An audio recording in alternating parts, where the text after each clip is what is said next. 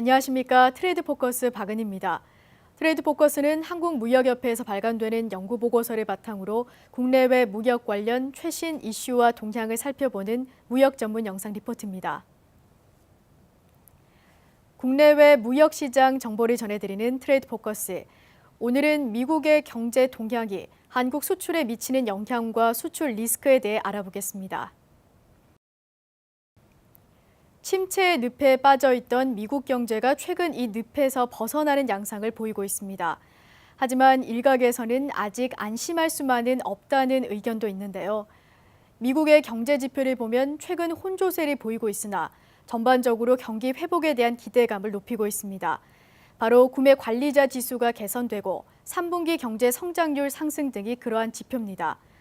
최근 2년간 미국의 상품 수입 증가율은 경제 성장률에도 미치지 못하며 부진했습니다. 그러나 월별 수입 증가율은 3월 8.1% 감소로 저점을 기록한 후 최근 감소세가 다소 둔화되고 있는 양상입니다.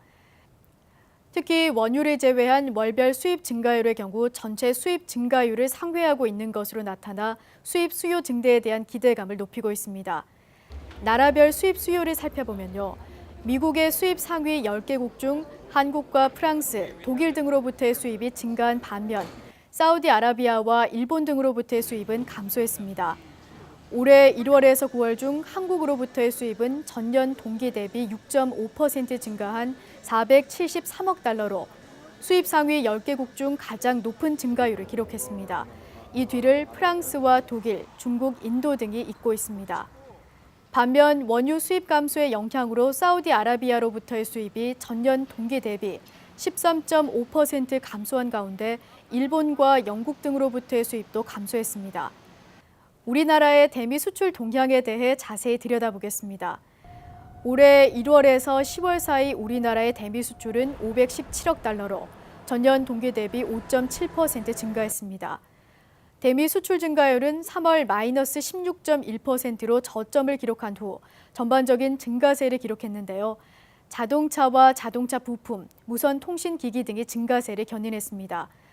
특히 자동차 부품과 반도체 등의 대미 수출은 올해 미국의 해당 품목 수입이 전체적으로 감소한 가운데서도 선전한 것으로 나타났습니다.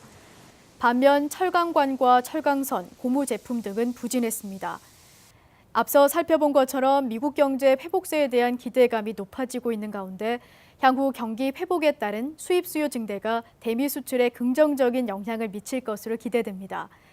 하지만 미국의 재정 불확실성이나 출구 전략 시행 등은 대미 수출의 리스크로 작용할 전망입니다. 미국 재정 정책의 불확실성을 시기별로 살펴보면요. 2013년 12월 13일까지 재정 적자 감축 협상 시한이 설정돼 있고 한시적으로 연방정부가 정상 운영되는 것은 내년 1월 15일까지입니다. 그리고 2월 7일은 부채 한도 증액 유예 시점입니다. 무엇보다 미국 연방준비제도의 차기 의장 지명자인 제닛 앨런 부의장이 적극적인 양적 완화 정책 지지자임에도 불구하고 출구 전략 시행에 대한 불확실성도 여전해 이에 대한 대비가 필요합니다. 앨런 부의장은 지난 11월 14일 인사청문회에서 양적 완화 정책이 경제 성장과 전반적인 경제 전망에 긍정적으로 기여하고 있다고 평가하며 현재 경제 상황에서 양적 완화 정책의 편익이 비용보다 앞선다고 강조했습니다. 그러나 최근 미국의 고용 지표 개선을 바탕으로 미 연준의 양적 완화 축소가 머지 않다는 전망이 우세합니다. 이에 따라 출구 전략이 본격적으로 시행될 경우 신흥시장의 금융시장과 실물 경제 충격으로 이어져 이들 국가에 대한 우리나라의 수출에 리스크로 작용할 수 있어 우려됩니다. 현재 미국 경제는 경기 저점을 통과해 본격적인 회복세를 보이기 직전의 단계로 보여지는데요. 이런 시기에 한국은 미국 경기의 회복세 변동에 따르는 위험 요인을 최소화하고 기회 요인을 극대화하기 위한 대비책 마련이 필요합니다.